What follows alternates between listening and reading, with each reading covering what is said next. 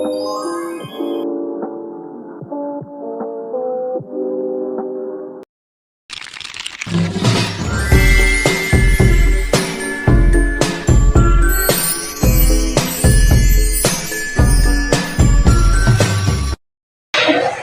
Wali Songo dalam penyebaran Islam di Indonesia.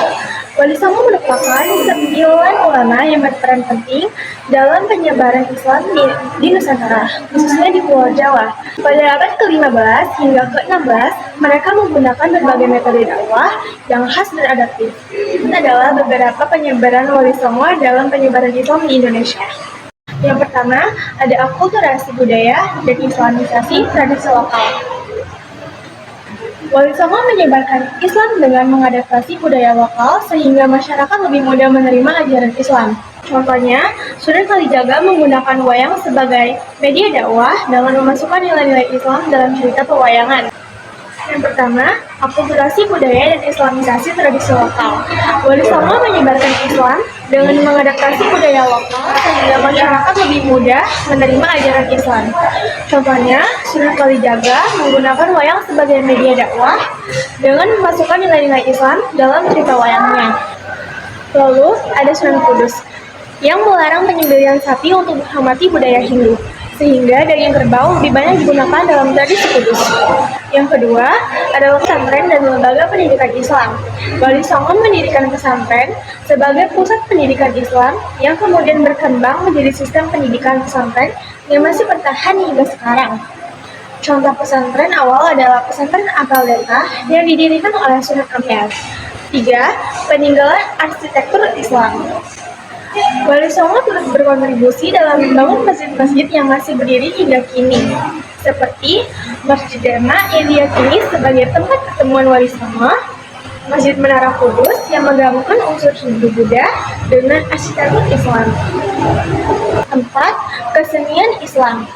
Beberapa Wali Songo menciptakan atau mengembangkan seni Islami sebagai media dakwah, seperti Sunan Bonang menciptakan tembang Tombo Ati untuk mengajarkan nilai-nilai Islam.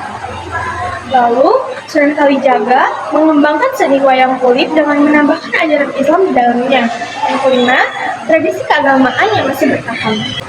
Beberapa tradisi Islam di Indonesia merupakan warisan Wali Songo, seperti Sekaten, Yogyakarta, dan Surakarta, yang awalnya digunakan Sunan Kalijaga untuk menarik perhatian pada Islam.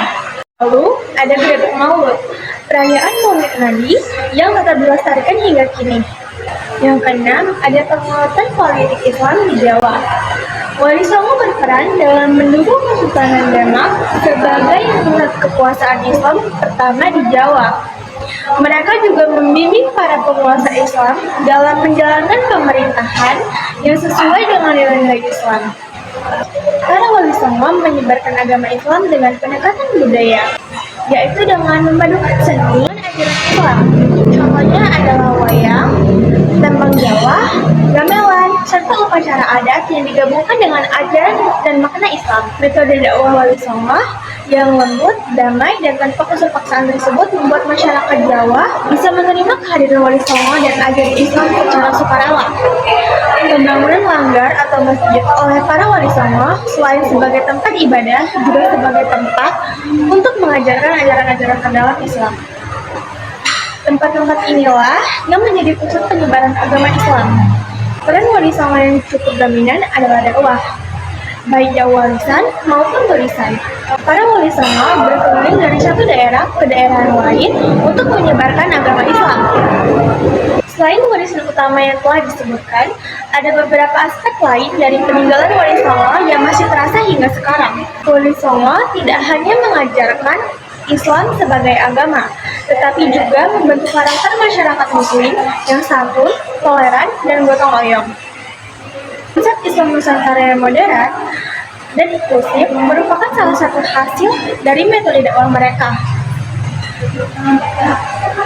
Lalu, ada pengembangan sistem ekonomi berbasis Islam.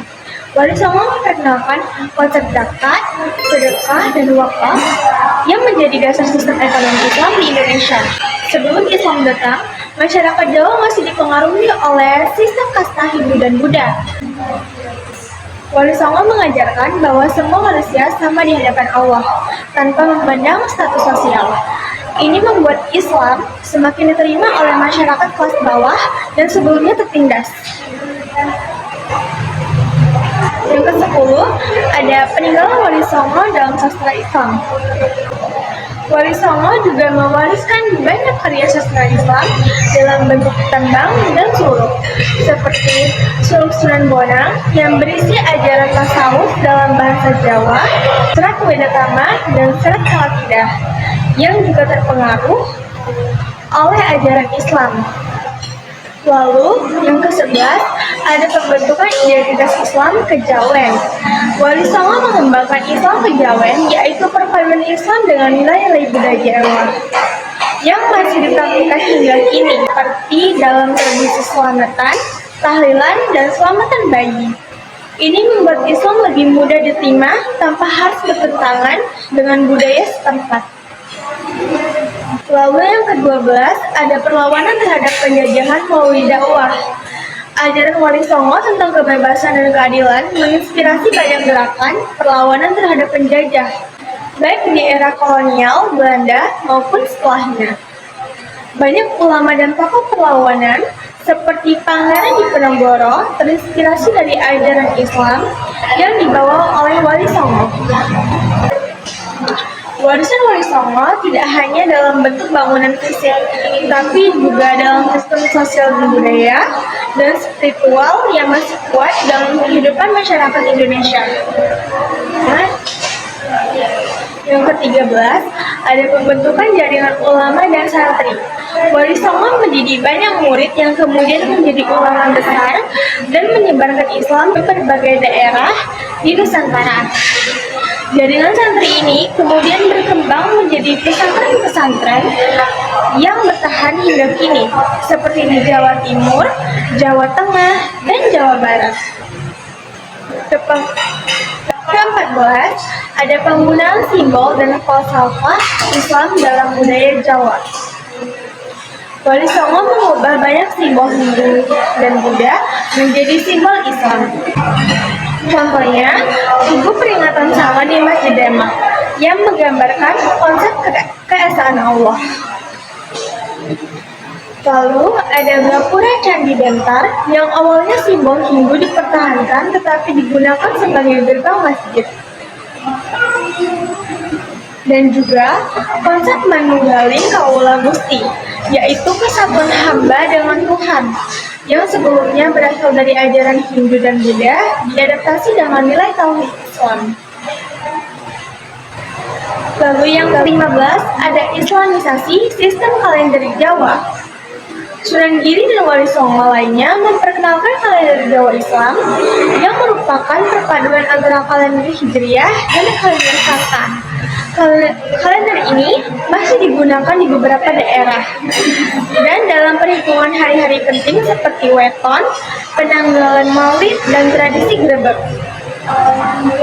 Ke-16, Islamisasi sistem hukum dan pemerintahan. Wali Songo berperan dalam penerapan hukum Islam di Kesultanan Demak dan kerajaan Islam lainnya. Hukum Islam mulai diterapkan dalam sistem peradilan, terutama dalam hal pernikahan, warisan, dan ekonomi syariah. Yang ke-17, ada peninggalan doa dan amalan Islami yang masih dipraktikkan. Banyak zikir, doa, dan amalan Islami yang diajarkan Wali Songo masih dilakukan oleh masyarakat, seperti zikir tahlil dibaca dalam acara selamatan, ratib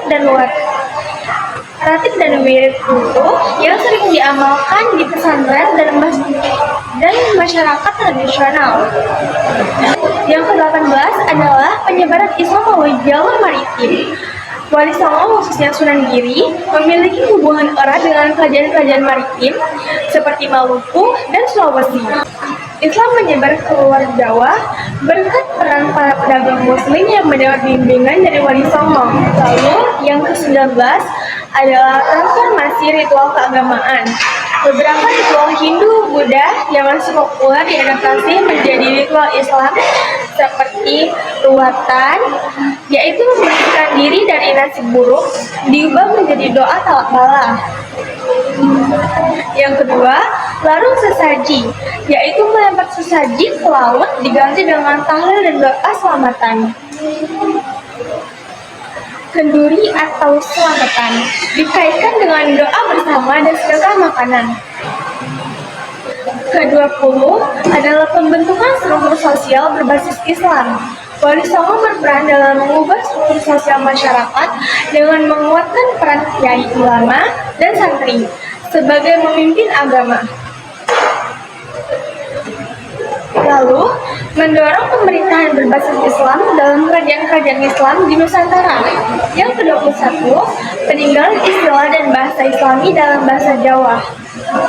Banyak kata dan istilah Islami yang masuk ke dalam bahasa Jawa, seperti santri, yaitu murid yang belajar Islam, lalu yang kedua pangulu, yaitu pemimpin agama, dan yang ketiga sembahyang, berasal dari kata sembah dan hyang, yang kemudian bermakna sholat.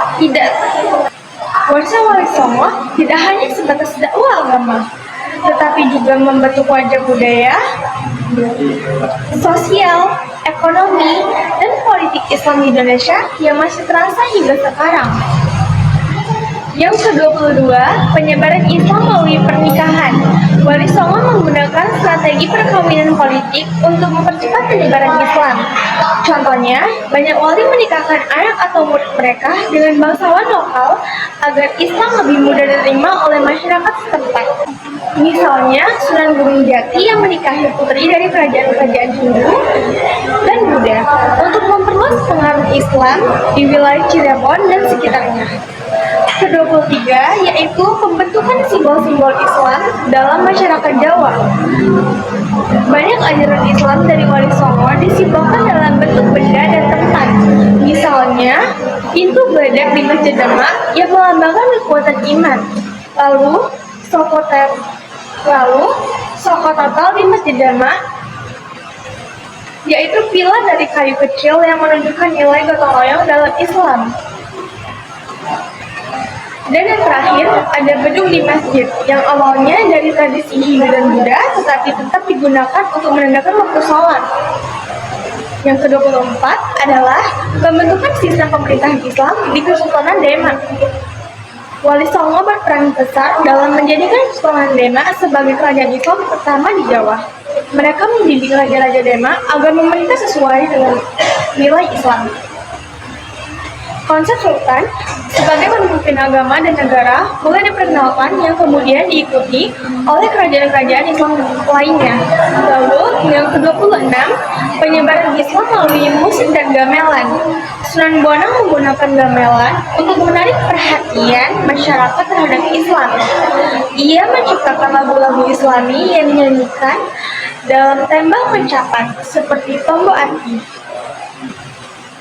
Musik gamelan yang sebelumnya digunakan dalam ritual Hindu dan Buddha mulai dimanfaatkan untuk mengajarkan nilai-nilai Islam. Lalu, yang ke-27, Islamisasi nama dan identitas masyarakat Jawa. Banyak nama tradisional mulai diganti atau dikombinasikan dengan unsur Islam, seperti nama dengan awalan Nur, Abdul, Ahmad, atau Muhammad. Penggunaan nama Sunan untuk menggantikan kelas kebangsaan Hindu dan Buddha. Hingga kini, banyak nama khas Jawa memiliki pengaruh di ajaran Wali Songo. Lalu yang ke-28, Islamisasi upacara kematian dan tradisi tahlilan. Sebelum Islam datang, masyarakat Jawa melakukan ritual kematian dengan sesaji dan pembakaran mayat. Wali Songo menggantinya dengan tradisi tahlilan atau doa bersama untuk almarhum. Tradisi tahlilan 3 hari, 7 hari, 40 hari, 100 hari, hingga 1000 hari masih dilakukan oleh masyarakat muslim di Indonesia. Yang ke-29, penyebaran Islam di luar Jawa. Murid-murid Wali Songo menyebarkan Islam ke luar Jawa, seperti Sunan Giri yang mengirim dakwah ke Sulawesi, Kalimantan, hingga Maluku. Lalu Sunan Bonang yang pengaruhnya sampai ke Sumatera. Dari Jawa, Islam kemudian berkembang ke seluruh Nusantara. Ke-30 yaitu transformasi. Transformasi sistem perayaan Hari Besar Islam. Wali Songo memperkenalkan cara baru dalam merayakan Hari Besar Islam, seperti Maulid Nabi yang diisi dengan pembacaan sholawat dan pengajian. 2. Lebaran dengan tradisi sungkeman untuk meminta maaf kepada orang tua. Lalu yang ketiga, yaitu Grebek Syawal dan Grebek Maulid, yang hingga kini masih dirayakan di Yogyakarta dan Surakarta. Lalu, ke-31 yaitu pengenalan konsep tauhid dan penghapusan kepercayaan animisme. Sebelum Islam datang, masyarakat Nusantara masih banyak yang menganut kepercayaan animisme dan dinamisme. Wali Songo memperkenalkan tauhid atau keesaan Allah dan secara perlahan menghapus praktik pemujaan roh, pohon keramat, dan benda-benda lainnya. Lalu, ke-47, yaitu pengenalan konsep adab dan akhlak Islam. Wali Songo menanamkan adab dalam kehidupan sehari-hari, seperti menghormati orang tua dan guru, mengucapkan salam kepada sesama muslim, dan bersikap jujur dan amanah. Lalu, ke-31, yaitu pengenalan konsep tauhid dan penghapusan kepercayaan animisme. Sebelum Islam datang, masyarakat Nusantara masih banyak yang menganut kepercayaan animisme dan dinamisme. Wali Songo memperkenalkan tauhid atau keesaan Allah dan secara perlahan menghapus praktik pemujaan roh, pohon keramat, dan benda-benda mistis. Mereka mengganti ritual lama dengan doa-doa Islam dan zikir. Ke-32 yaitu penggunaan bahasa Jawa dalam dakwah Islam. Agar lebih mudah diterima, Wali Songo menyampaikan ajaran Islam dalam bahasa Jawa, bukan dalam bahasa Arab secara langsung. Mereka juga membuat kitab-kitab Islam berbahasa Jawa seperti Serat Sastra Gending dan Serat Wirid Hidayat Jati. Lalu, ke-33 yaitu penguatan konsep sedekah dan gotong royong dalam Islam. Wali Songo menanamkan pentingnya sedekah dan gotong royong dalam kehidupan sehari-hari. Konsep ini kemudian berkembang menjadi tradisi keduri, selamatan, dan zakat fitrah yang masih dilakukan hingga sekarang. Lalu, ke-34 yaitu penggunaan simbol dan makna Islam dalam bangunan tradisional. Masjid-masjid peninggalan Wali Songo memiliki filosofi Islam yang mendalam, seperti atap tumpeng 3 di Masjid Demak yang melambangkan iman, Islam, dan ihsan. Mimbar dengan ukiran kaligrafi yang menggantikan arca Hindu dan Buddha. Lalu, ke-35 yaitu pengenalan ilmu fikih dan syariat Islam. Wali Songo mengajarkan fikih Islam terutama dalam hal tata cara sholat yang benar, hukum pernikahan dan warisan dalam Islam, dan pembersihan diri dari najis dan hadas. Ajaran ini masih bertahan dan diajarkan di pesantren hingga kini. Lalu, ke-36 yaitu transformasi tradisi panen dan pesta rakyat. Tradisi panen yang dulu dikaitkan dengan ritual sesaji diubah menjadi acara syukuran Islam dengan doa dan sedekah. Wali Songo menggantinya dengan konsep syukur kepada Allah atas hasil panen tanpa melibatkan sesaji atau pemujaan. Lalu ke-37 yaitu peran dalam pengembangan huruf pegon. Wali Songo memperkenalkan huruf pegon, yaitu tulisan Arab yang digunakan untuk menulis bahasa Jawa. Huruf ini digunakan dalam kitab-kitab pesantren dan masih diajarkan hingga kini. Lalu yang ke-38 yaitu Islamisasi ritual pernikahan. Sebelum Islam datang, pernikahan dilakukan dengan ritual Hindu dan Buddha. Wali Songo memperkenalkan konsep akad nikah dengan wali, mahar, dan ijab kabul. Sekarang, pernikahan Islam sudah menjadi standar dalam masyarakat muslim di Indonesia. Lalu, yang ke-39, Islamisasi konsep kematian dan pemakaman. Sebelum Islam, masyarakat Jawa masih banyak yang melakukan pembakaran jenazah. Wali Songo memperkenalkan pemakaman Islam dengan tanah, sesuai dengan syariat Islam.